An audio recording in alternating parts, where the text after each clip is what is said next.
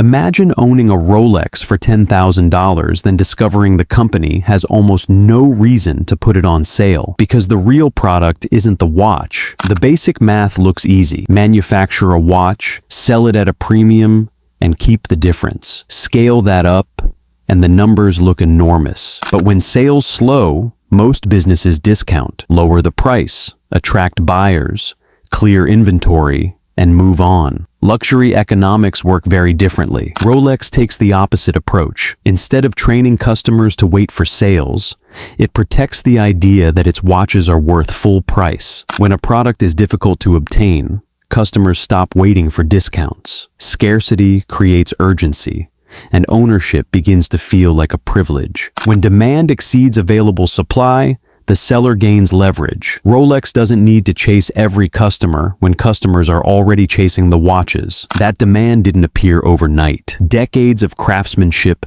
consistency, and reputation transformed a mechanical watch into a globally trusted luxury symbol. One company teaches customers to wait for discounts. The other teaches them that waiting won't make the product cheaper.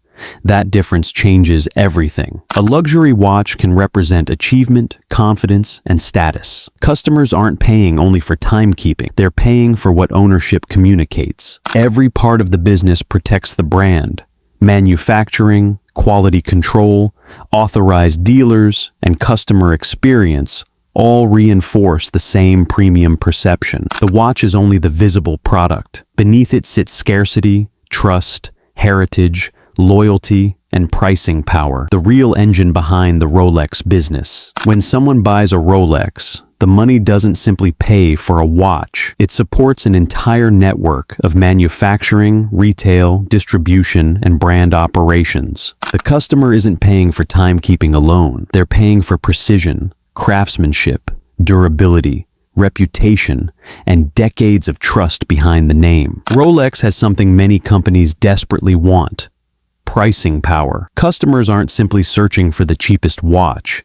They specifically want the brand. A new watch company can copy the materials. What it can't instantly copy is decades of reputation, recognition, craftsmanship, and customer trust. For Rolex, one purchase can become a long-term relationship. A customer may return years later for another watch, creating value far beyond the first sale. When something is difficult to obtain, people can value it more. Scarcity turns the challenge of finding a Rolex into part of its appeal. When demand exceeds available supply, the seller gains leverage. Rolex doesn't need to chase every buyer when buyers are already chasing the watches. Some sought-after Rolex models can trade above retail on the secondary market. That can make customers fear missing the opportunity instead of waiting for a discount. Rolex watches reach customers through an authorized dealer network, helping control how the product is presented, sold, and experienced around the world. The boutique experience reinforces the price. Every detail, from presentation to service,